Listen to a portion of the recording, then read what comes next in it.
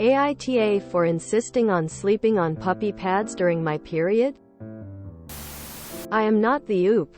Opus U, throwaway ACCT 48031. AITA for insisting on sleeping on puppy pads during my period? Originally posted to r. Am I the asshole? Trigger warning. Infidelity. Menstrual issues. Misogyny. Bodily fluid. Less than. Original post September 18, 2022. So I, 28F, was diagnosed in my teens with menorrhagia, or abnormally heavy, long periods. My periods were so bad I had to take days off school because I literally couldn't sit in class for more than about 20 minutes even with a pad and a tampon in. Or else I'd be bleeding through. It happened enough. My middle school principal contacted my parents to encourage I should stay home during my heaviest days. I am on medications now, and they've worked to the point I can comfortably go to work and don't have to deal with them as long. But my main issue now mostly comes at night. At night, I still have to wake up about every hour on the hour, or else I will almost definitely overflow. It is exhausting only being able to sleep for about an hour at a time and not even getting restful sleep during those hours, since I am constantly worrying if my pad is in the right position or if my tampon has already started to overfill. I work night shifts, so I really just appreciate my sleep. This is where my absolute saving grace came in. Puppy pads. Using them, I could actually go to sleep without worrying, since even if I did leak I wasn't going to have to get up and change all my bedclothes immediately, and I could just sleep. I only need about one per period now, but it's just the peace of mind that I really cherish. However, I have been in a relationship now for about 11 months, and my partner, 29M, approached me recently to ask that I stop using the pads. I was confused since he never seemed to mind them before. I explained why I used them when I first started inviting him over, and he seemed understanding. But he said that he thought it was just a temporary thing and he finds them incredibly embarrassing to have to explain, especially since we do not have a dog. We left the conversation alone for a few days since we didn't really get anywhere initially. But then, when I had been looking in the closet I usually keep my puppy pads in for something unrelated, I noticed they weren't there anymore. Turns out, he had thrown them away. I didn't want to keep arguing so I went to stay with my parents. But he has been blowing up my phone ever since, telling me that I was overreacting, and that if my periods are really that bad, I should just get a hysterectomy and be done with it. My ex has since asked if we could talk face to face, since he wants to know if I'm really going to throw away our whole relationship because of my period. AITA? Verdict. Not the asshole. Relevant comments. Chris 82868. NTA. Was he clear on why it bothered him so much? The only minus I can see would be the expense. Oop replied. He said that it was just embarrassing to have to explain if he had friends over. And, while I didn't have room to include in the main post, he has 2 sisters and he said that because neither of them ever had to use puppy pads, he doesn't see why I need to. I guess he just thinks they're unnecessary. Chris 82868. Explain? Why would they have to be out when you'd have visitors? Oop replied. We used to host game nights usually every Friday with some mutual friends, and it was not infrequently that they'd stay the night since we would all have a bit to drink. I assume he more so meant they could see them in the trash. I do my best to cover them up so they're not like gross in the garbage, but they are like a crazy bright green color, so if you know what they are you know what you're looking at. But I could see him maybe also being concerned about people maybe seeing them if our bed wasn't made. Since our friends usually came over every Friday and I work nights, I don't always have time to make the bed. Further info from Oop in the comments. Comment 1. I'm realizing I should have probably included some more context. But he has 2 sisters, and so he said that because neither of them use puppy pads, I basically shouldn't have to either. The hysterectomy quote came when I reminded him about how heavy my periods are compared to his sisters. So he was basically telling me that if it was that bad, why haven't I just gotten a hysterectomy? Since hysterectomies can be done to treat heavy periods. Comment 2. Hello Redditor. I did just want to clarify that I do change them immediately when I bleed on them. So if I was to go to the bathroom at night and the pad was bloody, I'd take it with me to throw out on the way. No worries about anyone rolling onto it. It's just part of my routine. I do also set alarms. That was why I mentioned in the post I normally need to wake up every hour on the hour.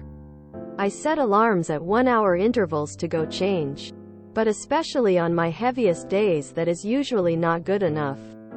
So unless I want to stay awake all night sitting on the toilet and not sleep at all, I've been using the puppy pads to help stretch those hour intervals as best as I can manage. I've found they help for precisely those reasons though too. Since if I do bleed on them, I can clean them up immediately and not have to strip the whole bed down to wash instead. I have also tried the Diva cup as well, but the results were really negligible for me. I switch back and forth between tampons and a Diva cup often. As in my experience, I haven't found there is much of a difference. Thank you for your comment. Have a nice day.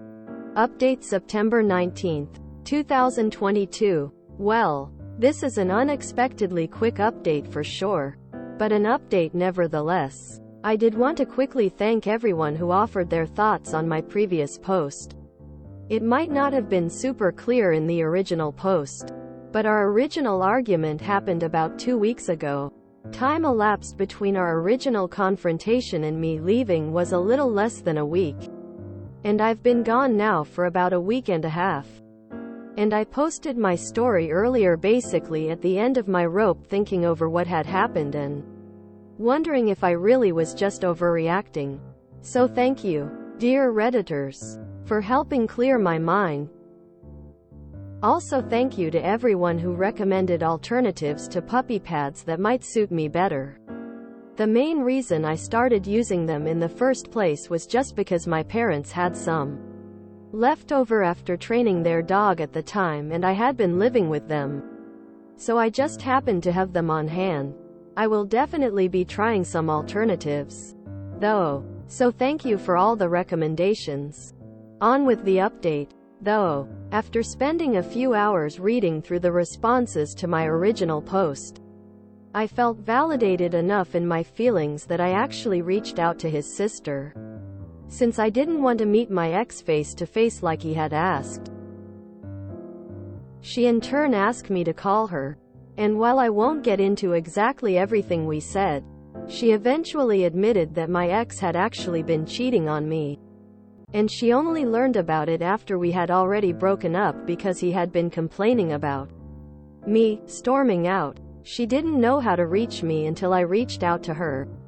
But basically, as far as she could figure out, my ex saw his other girlfriend whenever I was working nights. And after hearing what I had to say, she thinks he probably invited her over one night when I had a pad pre-prepared for when I got home in the morning, as I would do when I work nights. So then when I got home, I could just go straight to bed.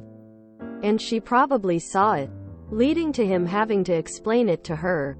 That was why he was so evasive about why he felt the need to explain the puppy pads. And since his birthday is coming up now too, she and I assumed he probably brought this whole thing up in the first place because he was planning to bring his other girlfriend over when I had to work and didn't want to risk me having a pad down again.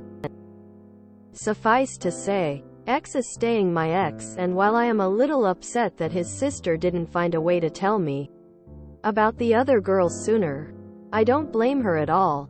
Thanks again, dear Redditors, for all the amazing advice, and for helping me lose the rose-colored glasses. I don't think anyone expected this update, But so it goes, I guess.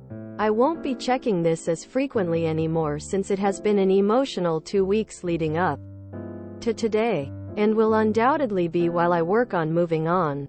But I appreciate each and every one of you.